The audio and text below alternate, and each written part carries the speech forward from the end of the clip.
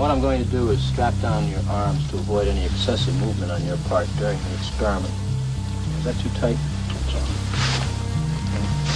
This electrode is connected to the shock generator in the next room.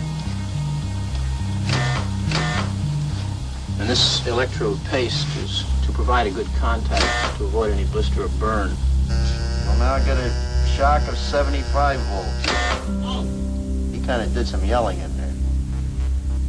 75 volts, Jim. You don't know. Please continue. This will be at 3:30. Just how far can you go in this thing? As far as is necessary. I can't stand the pain. Let me out of Can't it. stand it. I'm not going to kill that man. Yeah? You hear him hollering? As I said before, the shocks may be painful, but Yeah, they're not but he's in dangerous. there hollering. He can't stand it. What if something happens to him? The experiment requires that you continue, teacher. Yeah, but I'm not going to get that man sick in there. I mean, he's hollering in there. I mean, who's going to take the responsibility if anything happens to that gentleman? I'm responsible for anything that happens here. Continue, please. 285 volts.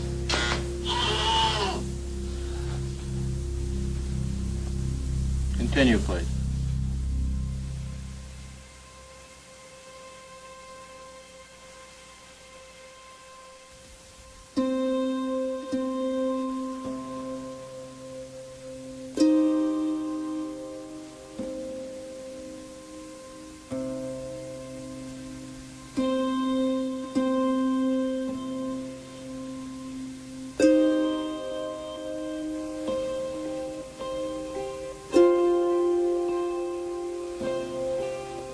That place turned me into a monster. I was very angry.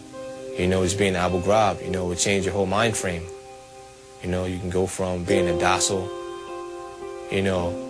jolly guy, and you go to Abu Ghraib for a few, just being in Iraq for a while, you become, a robot.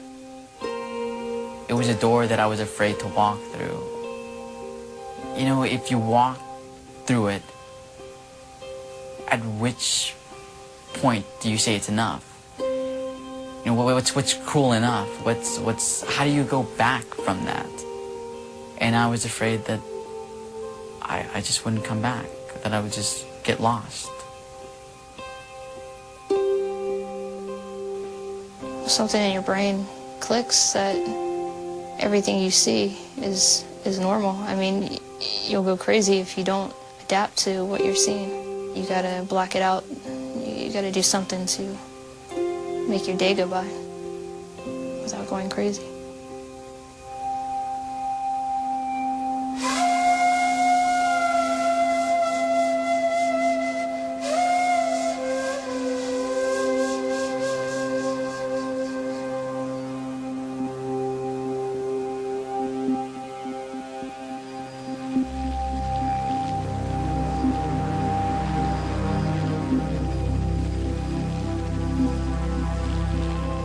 These acts of mass murder were intended to frighten our nation into chaos and retreat. But they have failed. Our country is strong. A great people has been moved to defend a great nation. America and our friends and allies join with all those who want peace and security in the world. And we stand together to win the war against terrorism. I was in Algebra 2 class, and it was just a regular day. We were sitting down waiting for class, and then there was an announcement. It was brought into real retrospect when my friend Chris, he leaned over and he's like, "Hey, aren't you in the reserves?" I thought, yes I am. I am in the reserves. How is this going to affect me? The ultimate reason I joined was to be a part of the effort to make the country a safer place. I wanted to help protect our country so that this people that wanted to come in and attack us wouldn't have that opportunity again. It made me feel like we have to do something. It made me feel like, someone has to pay. It's like we can't let 2 buildings get blown up and not do anything about it.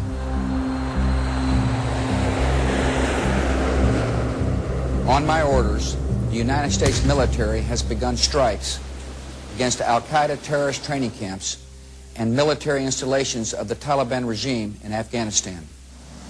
And we will do whatever it takes to smoke them out and get them running, and we'll get them.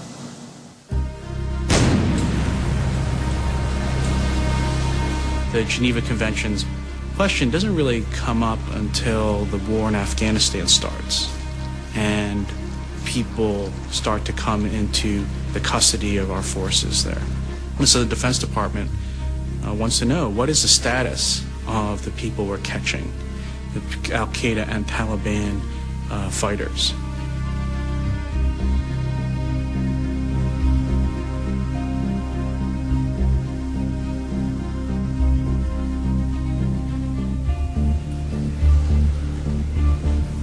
The 4 current Geneva Conventions were adopted in 1949, and they represent the standards against which all nations and all combating forces will be judged.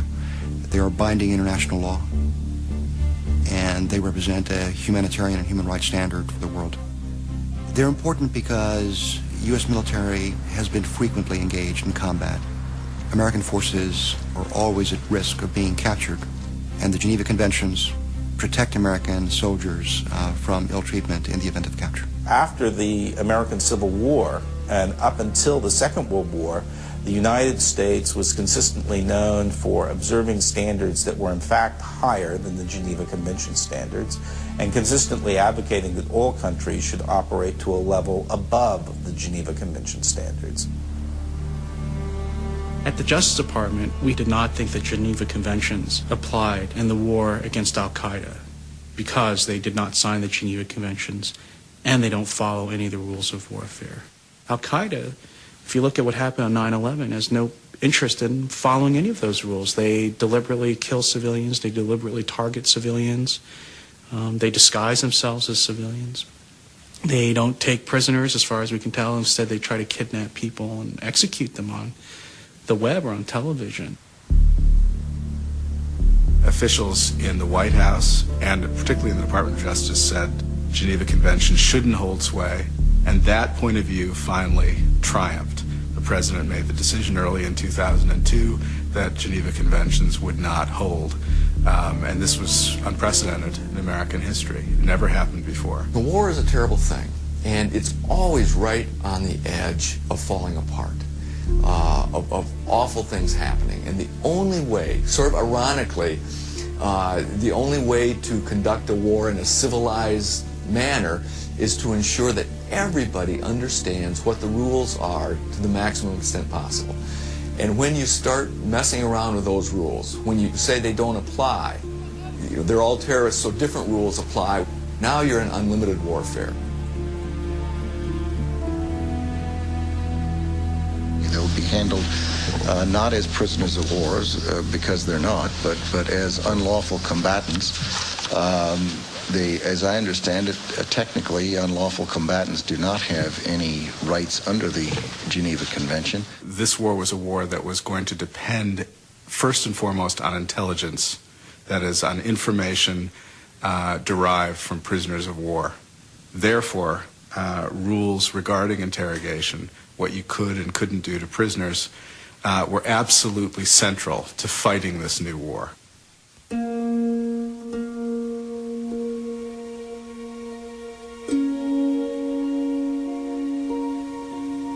The Department of Justice built a theory that essentially would render moot, render powerless, the various undertakings that the United States had signed on to that prohibited torture. The most obvious one is the Convention Against Torture. The statute does not define many of the terms that it uses. It doesn't say what severe means, for example.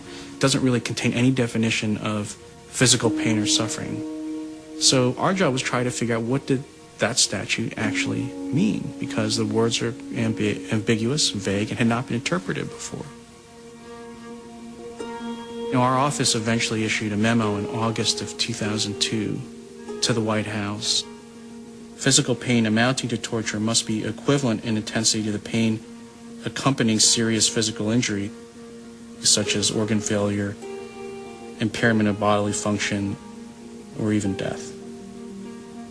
The heart of this argument is to redefine torture so it is so narrowly conceived, it essentially allows very, very severe interrogation that cannot be construed to be torture.